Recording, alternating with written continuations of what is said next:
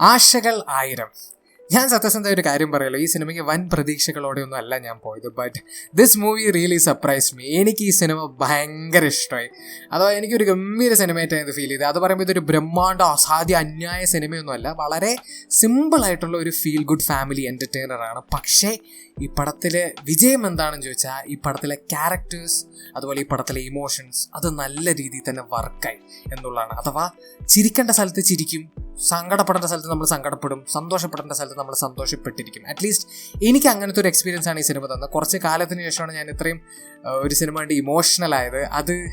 അതൊരു അടിപൊളി എക്സ്പീരിയൻസ് തന്നെയായിരുന്നു. എന്തൊക്കെ പറഞ്ഞാലും എനിക്ക് സിനിമ ഭയങ്കരമായിട്ട് വർക്കായി. അതിന് കുറേ അധികം ഫാക്ടേഴ്സ് ഉണ്ട്. ബട്ട് അത് പറയുന്നതിന് മുന്നേ എനിക്ക് ആദ്യം തന്നെ ജയറാമേട്ടനെ കുറിച്ച് പറഞ്ഞു തുടങ്ങേണ്ടി വരും. ഈ സിനിമ വളരെ ബേസിക്കായിട്ട് പറയുകയാണെങ്കിൽ ഇത് ജയറാമേട്ടൻ്റെ തുടരുമാണ്. ഈവൻ ദോ തുടരും സിനിമയിൽ നമ്മൾ കണ്ട പോലെ ലാലേട്ടന് കിട്ടിയ പോലെ ഒരു മാസ് ചാട്ടോ അല്ലെങ്കിൽ ഒരു പോലീസ് സ്റ്റേഷൻ ഫൈറ്റ് സീനോ ഈ സിനിമയിൽ ഇല്ലെങ്കിൽ പോലും ഇത് ജയറാമേട്ടന് വേണ്ടി ഉണ്ടാക്കിയ സിനിമയാണ്. അദ്ദേഹത്തിൻ്റെ പഴയ സിനിമകളുടെ റെഫറൻസുകളും അതുപോലെ സെൽഫ് ട്രോളിംഗ് പരിപാടികളും ഇവിടെ മറ്റ് നടന്മാരുടെ സിനിമകളുടെ റെഫറൻസുകളും ട്രോളിംഗ് പരിപാടികളും ഈ സിനിമയിൽ അവർ ഇംപ്ലിമെൻറ്റ് ചെയ്തിട്ടുണ്ട്. അത് കിട്ടില്ലെന്നായിട്ട് തന്നെ അവർ ഇംപ്ലിമെൻറ്റ് ചെയ്തിട്ടുണ്ട്. അതിന് തിയേറ്ററിൽ വരെ നല്ല റെസ്പോൺസ് ആയിരുന്നു. ആൻഡ് ജയറാമേട്ടനെ പറ്റി പറയുമ്പോൾ ഞാൻ ഈ പടം കണ്ട തിയേറ്ററിൽ ഒരു സെമി ഹൗസ്ഫുൾ തിയേറ്ററാണെന്ന് വേണമെങ്കിൽ നമുക്ക് പറയാൻ പറ്റും. ആൻഡ് ഈ പടം കാണാൻ വേണ്ടി മൾട്ടിപ്പിൾ ടൈപ്സ് ഓഫ് ഓഡിയൻസ് വന്നു. അതായത് യൂത്തന്മാർ വന്നു, ഫാമിലി ഓഡിയൻസ് വന്നു, അങ്ങനെ മൾട്ടിപ്പിൾ ഡിഫറെൻറ്റ് ഏജ് കാറ്റഗറീസിലുള്ള ഓഡിയൻസ് ഉണ്ടായിരുന്നു. പക്ഷേ ഈ പടത്തിൽ ചില സീനുകൾ കണ്ടപ്പോൾ ആൾക്കാർ തപ്പോട്ടാനും വിസിലടിക്കാനും അങ്ങനെ ഭയങ്കര ഒരു ഓളം ആക്ച്വലി സൃഷ്ടിച്ചു. അഗൈൻ അതും പറഞ്ഞതൊരു മാസപടം അല്ല. പക്ഷെ ചില സീനുകളിൽ ജയറാം എന്ന് പറയുന്ന ആ ഒരു നടനുണ്ടല്ലോ, നമ്മൾ ജയറാമിൻ്റെ ഒരു ഇമേജ് ഉണ്ടല്ലോ, ആ മിസ് ചെയ്യുന്ന ഇമേജ്, അത് നമ്മൾക്ക് തിരിച്ച് കിട്ടിയ ഒരു ഫീലായിരുന്നു. അങ്ങനത്തെ കുറേ സീനുകൾ ഈ സിനിമയിലുണ്ട്. ആ സീനുകൾക്കൊക്കെ നല്ല വരവേൽപ്പാണ് തിയേറ്ററിൽ കിട്ടിയത്. ആൻഡ് ഇത് കണ്ടപ്പോൾ എനിക്ക് മനസ്സിലായ ഒരു കാര്യം പറഞ്ഞാൽ മലയാളി ഓഡിയൻസിന് ഇപ്പോഴും ജയറാമേട്ടനെ ഭയങ്കര ഇഷ്ടമാണ്. എസ്പെഷ്യലി അദ്ദേഹത്തിൻ്റെ ഈ കംഫർട്ട് സോണായിട്ടുള്ള ഈ ഒരു ഫാമിലി പടങ്ങളുണ്ടല്ലോ, ആ ഒരു സോണിൽ ആ മനുഷ്യനെ കാണാൻ ഇപ്പോഴും മലയാളി ഓഡിയൻസിന് ഭയങ്കര ആഗ്രഹമുണ്ട്, ഭയങ്കര ഇഷ്ടമാണ്. അപ്പോൾ ഇനിയും ഇതുപോലത്തെ സിനിമകൾ വരുമെന്നാണ് എൻ്റെ ആഗ്രഹം. അതും പറഞ്ഞാൽ ഞാൻ ഒരിക്കലും അദ്ദേഹത്തിൻ്റെ അടുത്ത് മറ്റു ഇൻഡസ്ട്രിയിൽ പോയി അഭിനയിക്കരുതെന്നല്ല, മറ്റു ഇൻഡസ്ട്രിയിൽ പോയിട്ട് അഭിനയിക്കട്ടെ. ജസ്റ്റ് കോമാളി പീസ് പോലത്തെ റോള് ചെയ്യാതിരിക്കുന്നതിന് പകരം വല്ല കാന്താരിൽ ചെയ്ത പോലെ കിടൻ റോള് ചെയ്യണമെങ്കിൽ അത് അടിപൊളിയായിരിക്കും.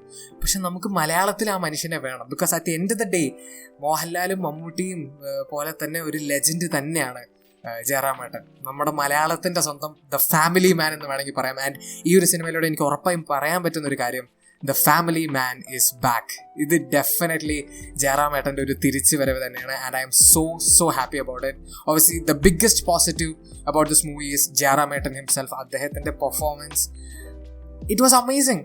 ഐ മീൻ എന്താ ഞാൻ പറയാം, അത് ഞാൻ പറയേണ്ട ആവശ്യമില്ല. He's a legend when it comes to family movies. ഇങ്ങനത്തെ ടൈപ്പ് ക്യാരക്ടേഴ്സ് ഒക്കെ ആൾക്ക് ടേക്ക് വോക്കാണ്. He will do it easily. But അത് ആൾ കിഡിലായിട്ട് തന്നെ ചെയ്ത് വെച്ചിട്ടുണ്ട് എന്നുള്ള കാര്യം അത് പറയാണ്ടിരിക്കാൻ പറ്റില്ല.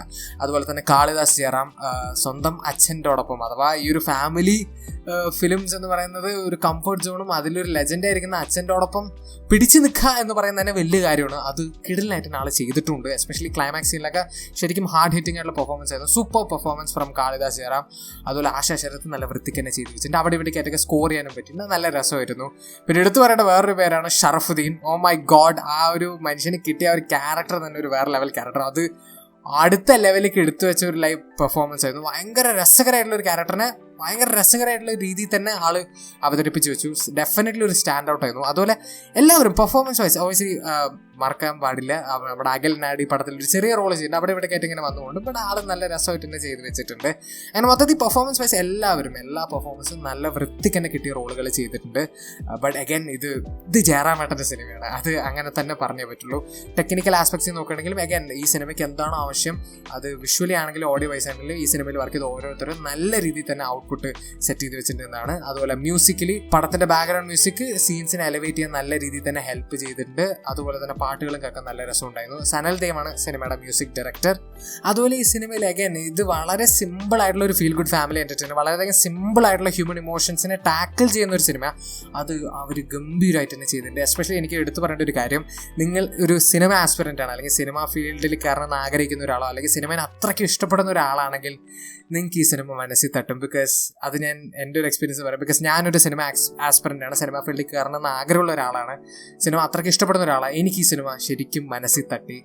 അത് നിങ്ങൾക്കും തട്ടും എന്നാണ് എൻ്റെ ഒരു പേഴ്സണൽ ഫീലിംഗ്. ഇല്ലെങ്കിൽ പോലും അഗൈൻ വളരെയധികം സിമ്പിൾ ഇമോഷൻ സംസാരിക്കുന്ന ഒരു സിനിമയാണ്. അത് ഗംഭീരമായിട്ട് അവർ ചെയ്തു വെച്ചിട്ടുണ്ട്. ആൻഡ് ഈ സിനിമയിൽ വല്ല പോരായ്മ ഉണ്ടോ എന്ന് ചോദിച്ചാൽ അവരെന്താണോ ചെയ്യാൻ നോക്കിയാൽ നല്ല വൃത്തിക്ക് തന്നെ അവർ ചെയ്തു വെച്ചു. എനിക്ക് പേഴ്സണലി അങ്ങനെ പോരായ്മകളൊന്നും ഇല്ല. ഒരു ചെറിയൊരു നിറ്റ്പിക്ക് വേണമെങ്കിൽ പറയാം. ഇതൊരു പടം 2.25 മണിക്കൂറാണ്. എൻ്റെ ഒരു പേഴ്സണൽ ഒപ്പീനിയൻ 2.25 മണിക്കൂറിൻ്റെ പോലും ആവശ്യമുണ്ട്. ബിക്കോസ് സെക്കൻഡ് ഹാഫിൽ എനിക്ക് ആ ഒരു ലെങ്ത് ഫീൽ ചെയ്തു. ലാഗ് അടിച്ചു എന്നല്ല പറയണത്, ലാഗ് അടിച്ചതേ ഇല്ല. പടം തുടക്കം മുതൽ അവസാനം വരെ ഞാൻ നന്നായി എൻജോയ് ചെയ്ത് കണ്ട ഒരു പടമാണ്. പക്ഷേ സെക്കൻഡ് ഹാഫിൽ ആ ലെങ്ത് എനിക്ക് ഫീൽ ചെയ്തു ചെറുതായിട്ട് ഇടയിൽ കയറി. ബട്ട് അഗൈൻ അതൊരു ജെനുവൻലി ഒരു ചെറിയൊരു പോരായ്മ. എനിക്ക് അതിനെ മാറ്റി നിർത്തി എനിക്ക് പടത്തിൽ എനിക്ക് ജെനുവൻലി നെഗറ്റീവ്സ് അങ്ങനെ പറയാനില്ല. അവരെന്താണോ ചെയ്യാൻ നോക്കി അത് അവർ നല്ല കിടിലായിട്ട് അടിപൊളിയായിട്ട് എടുത്തു വെച്ചു എന്നാണ് എനിക്ക് പേഴ്സണലി ഫീൽ ചെയ്തത്. ആൻഡ് മൊത്തത്തിൽ സിമ്പിളായി പറയുകയാണെങ്കിൽ ജയറാമേട്ടൻ തുടരും. മലയാളം സിനിമയിൽ തുടരും, സിനിമയിലും തുടരും. അത്ര എനിക്ക് പറയാനുള്ളൂ. വി ലവ് യു ജയറാമേട്ട. ഇനിയും ഇതുപോലത്തെ ഗംഭീര റോളുകളും ഗംഭീര സിനിമകളും വരട്ടെ എല്ലാവരും ഈ സിനിമയിൽ. ആൻഡ് ഓ മൈ ഗോഡ്, എടുത്തു പറയേണ്ട ഒരു പേരാണ് ജി പ്രജിത്ത്. ഒരു വടക്കൻ സെൽഫി എന്ന് പറയുന്ന സിനിമയുടെ ഡയറക്ടറാണ്. ആ മനുഷ്യൻ ഇത്രയും വർഷങ്ങൾക്ക് ശേഷം ഫൈനലി ആളുടെ രണ്ടാമത്തൊരു സിനിമ നമുക്ക് കാണാൻ കിട്ടിയിരിക്കുകയാണ്. And was it worth it എന്ന് ചോദിച്ചാൽ എനിക്ക് വർത്ത് ഇറ്റ് ആയിരുന്നു. അടിപൊളി പടം. ആൻഡ് നിങ്ങൾ ഇനിയും സിനിമകൾ ചെയ്യണം. ഇതുപോലെ ഇനി ഒരു 10-15 വർഷത്തിൻ്റെ ബ്രേക്കൊന്നും എടുക്കുക. ദൈവത്തിന് ആലോചിച്ച് ഇനിയും കൺസിസ്റ്റൻ്റായി സിനിമകൾ വരട്ടെ. എന്തായാലും ജയറാമേട്ടൻ്റെയും ജി പ്രജിത്തിൻ്റെയും ഈ സിനിമയിൽ വർക്ക് ചെയ്ത ഓരോരുത്തരുടെയും ഗംഭീര വർക്ക്സ് കാണാൻ വേണ്ടി ഞാൻ കാത്തിരിക്കുകയാണ്. Again at the end of the day ജയറാമേട്ടൻ തുടരും. എന്തൊക്കെയാണെങ്കിലും അതാണ് എൻ്റെ ഒപ്പീനിയൻ ഓൺ ആഷകൾ 1000. നിങ്ങൾ സിനിമ കണ്ടവരാണെങ്കിൽ നിങ്ങളുടെ ഒപ്പീനിയൻ കമന്റ് സെക്ഷനിൽ ഡ്രോപ്പ് ചെയ്യാൻ മറക്കരുത്. വീഡിയോ ഇഷ്ടപ്പെട്ടെങ്കിൽ ലൈക്ക് ചെയ്യുക, ഷെയർ ചെയ്യുക, സബ്സ്ക്രൈബ് ചെയ്യുക, നോട്ടിഫിക്കേഷൻ അമർത്താൻ മറക്കരുത്. Next video. Bye bye.